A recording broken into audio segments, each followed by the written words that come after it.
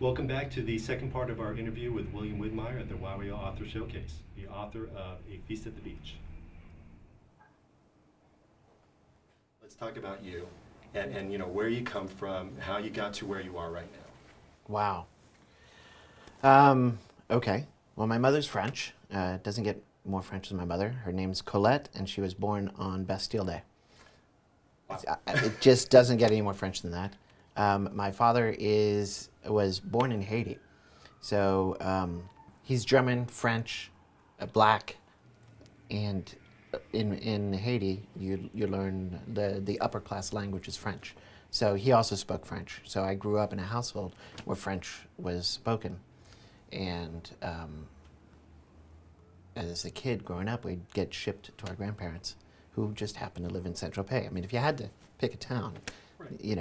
it was. Well, you do talk about in your book Saint-Tropez, not the way we know it now. Not the jet Yeah. setting, postcard sending, Yeah, it's a resort town. radically different place today. Back then, you did have celebrities go, but it was like kind of that quiet little place. Those in the know knew, but it was really a fishing village, and where my grandfather worked, there was a naval base. It was a research base that had been there for a long time, and that's what the town was about.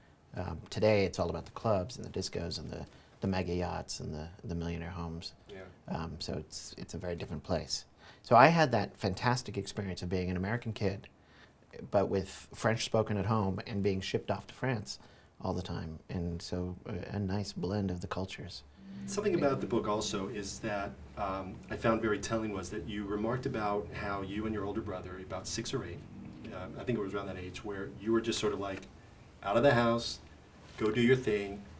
Come Yeah, I back look when- back and I marvel at that level of freedom we had and the level of trust that was given to us, right? We would literally, by then, 6, I was 6, my brother was 8, pack a lunch and go to the beach. And it's not like the beach was down the block. The beach was, a couple of kilometers away. We'd hike down the hill, through town, up the road, and to the beach, spend the whole day at the beach by ourselves. Or sometimes we'd meet friends who were our age. And we knew that, okay, we had our watches, and we knew, we had to be home by, I think it was by 5, pack it up, and go back. And you cannot imagine today Right. having kids doing that, or sending No. your kids. We would go off to even new beaches. We'd meet our friends in town, and they were all 8, 10, 11 years old, and we'd go off on adventures. And you can't imagine doing that. And I could imagine parents today with the fear of, oh my God, all the things that could happen, preventing them from doing that when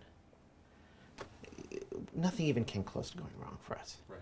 I think what that does, though, is it builds a certain self-confidence in your own ability to take care of yourself, Yeah. right? You're not relying, wow, okay, we're going to get in a dangerous social commentary area here. So you see a lot of kids today where they demand their parents to do everything for them. Right. My shoelace is untied. Dad, my shoelace is untied. If I did that, it wouldn't go well, right? We were taught, we were educated, but then you had to do it yourself. Right. You were taught how to do it, and then you do it yourself. If we would do that. You're going to get on a bus and you're going to go to a museum or you're going to go to Disneyland. Okay, what bus are you going to be on? How are you going to do it? Do you have enough money? Right. Okay, good. Do you have enough e-tickets? Right, exactly. Have you thought this all through? Okay, great. And how did you find yourself becoming the author that you are now? So I was working at a publishing company. I was the creative director at a publishing company. And I don't remember exactly how it came about, but for fun, I wrote a couple articles. And I had started I was going to say blog. Back then it was a column, right? It was a column in the magazine. And it was kind of where culture meets technology, and it was slightly satirical, and it turned out to be very popular. But what really launched it was, even though it was at the magazine, I had worked on a number of films. I'd worked on somewhere around 100 films by then. And one of the producers called me and said, hey, we really want you to work on the marketing of a film we've got. Can you fly back down to LA? And I was down there, and I was sitting with the executive producer and the head of development for Roger Corman, for his studio. And all they can talk about was, the scripts today, they all suck. We were reading 200 scripts a week, and they're all the same thing. They follow the exact same formula. There's nothing new. And I'm going, oh my God, you guys know what's going on in the world today? Do you know where technology is going? There's so many stories. And they just looked at me and said, you're so smart. Why don't you write a screenplay? And that's how I really became the writer that I am today. That's amazing. No, you talked about movies, so let's bring something up from your past here. Don the Dragon Wilson. Oh my God. Now, a lot of our viewers right now are saying who, and a lot of our viewers are going, wow. So, right. The ones you know are going, really? Right. So right now they're probably pausing this and going to look him up. But why don't you give us a little bit of background on how you ended up working with Don the Dragon Wilson? So which is, gotta say, one of the most awesome nicknames. Isn't it? Yeah. So Don the Dragon Wilson was actually world kickbox champion. Yeah. He was, I believe it was, I'm not exactly sure, like the lightest weight. I don't know how not the heavyweight. Bantamweight? Yeah, I think so. Yeah. So he was a world kickboxing champion, and Roger Corman, who, love him or hate him, the guy has definitely some brilliant moments, said, we're going to make that guy into a star. And I had him start to do movies. And I used to do all the posters for those movies. And one day, the producer of one of those movies, who was a friend because we would work on all these films, called me up and said, come on down to the set. I've got a surprise for you. And I show up at the set, and not only is it a surprise that I get to meet everybody, which is always fun, and hanging out on the movie set's always fun, but he said, I've got a role for you, and I ended up having a part in the film, which was just... Let's talk a little business. Okay. How do you like e-publishing? What's the benefit as an author to bypass sort of traditional publishing houses, book distribution, and just to go straight to the audience? So the E side, to me, spells potential. There's opportunity, right? The old traditional method is, you write your manuscript and you send it to the publishers, and the publishers are gonna have to refuse. They have to refuse, 9,999 out of every 1,000 manuscripts, and the one that they keep is piled up again, with another 100 to be reviewed. Right. And reviewed, and it's simply because the cost of that business is so high. Yeah. And that's shifting. And then we have the world today of e-publishing, where, in theory, the writer can write the manuscript, package it, and publish it. The barriers have dropped significantly. Now, and I see that as a positive, absolutely. There's a flip side to it, though. One of the things that your publisher did is there was an editor. And as much as we writers hate our editors, we also love our editors, right? It's, there's copy editing and that level of it, but there's also the editor, the good editor that says, you're onto something here, expand. Right.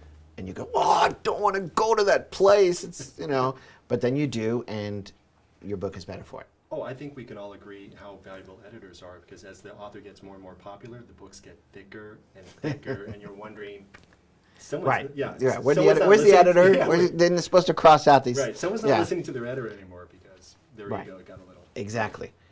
And the other thing, and this is a place even for for somebody like me, I've got several other books in the works, and I go, how do I go about this, right? On one hand, I just want to e-publish and get it out, and because I know I can make it happen, and it'll happen far quicker than going through traditional publishing. But the flip side is, as an individual author, unless you're already Stephen King or somebody of that caliber, you're one of 50,000 books. Right. And nobody knows you're even out there. How do you? And it's not that different from the music industry today. Right? What the record label used to do for you, the biggest, they used to get you out, but one of the big things they did is provide that exposure. Right. And today, I can, well, I'm not a musician, but if I was, I could make a track and throw it up. And, but that doesn't, and go to CD Baby and go, right? But if nobody hears it, you're in trouble. Right. And I think that is the last frontier for the e-publishing business is how do we create that system where the best of the books are allowed to rise, and they don't go unnoticed. Because I think there's some great books that come out in an ebook format, but we don't know about it because they're competing against so many, and there's no way for that to. No, I totally, yeah, I mean, it goes back to being a busker, selling your cassette tapes out of the trunk of your car. I Right. think maybe that's where where we are now as authors are social networking, Right. tweeting, Facebooking, like, I got a book, tell people about it. And it's tricky because, Yeah. and I know a number of authors that are like, that's not my job, right? And we're like, well, if somebody doesn't do it, it's not going to happen. Right. And